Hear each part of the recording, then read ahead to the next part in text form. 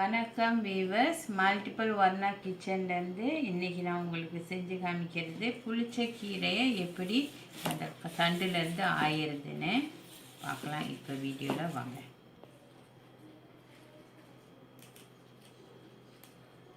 ஒரு இலையை நம்ம இங்கே பிச்சு போடணும்.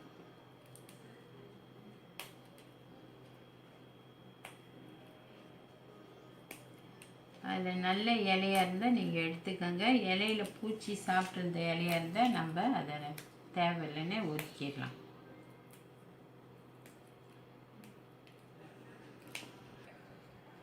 பாருங்கள், இந்த இலை வீணாக போயிருக்கு. இதை நம்ம அவசரத்தில் போடக்கூடாது. இதை நம்ம எடுத்து வீசிட வேண்டிதான். இதை சேர்த்துக்கூடாது. பார்த்து தான் நம்ம இலையை பிக்கணும். சமயத்தில் வண்டு புழுலாம் இருக்கும், அதை பார்த்து நீங்கள் எடுக்கணும்.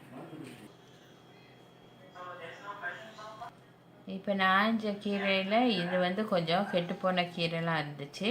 அப்போ அதை நான் எடுத்துட்டேன். இப்போ உடனே நீங்கள் சமைக்க போகிறதா இருந்தால் இதை நீங்கள் இப்போ தண்ணியில் ஊற போட்டுடலாம். அப்படி இல்லை, நான் நாளை மறுநாள் சமைக்க போகிறேன்னா இதை கொஞ்சம் உணர்த்தி விடணும். இலையில் எந்த தண்ணியும் இருக்கக்கூடாது. எல்லாம் உணர்த்தி விட்டுட்டு காஞ்ச பிறகு இதே பேப்பரில் நீங்கள் அதை மடித்து வச்சிடலாம்.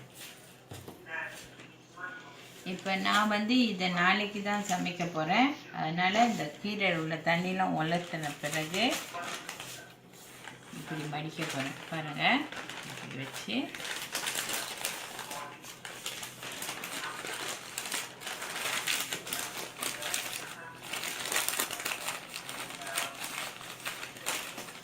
இதை நான் ஃப்ரிட்ஜில் வச்சிடுவேன்.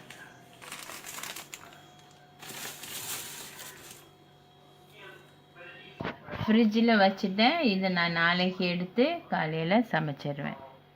இந்த வீடியோ உங்களுக்கு பிடிச்சிருந்தால் லைக் பண்ணுங்கள், ஷேர் பண்ணுங்கள், சப்ஸ்கிரைப் பண்ணுங்கள். நன்றி வீவர்ஸ்.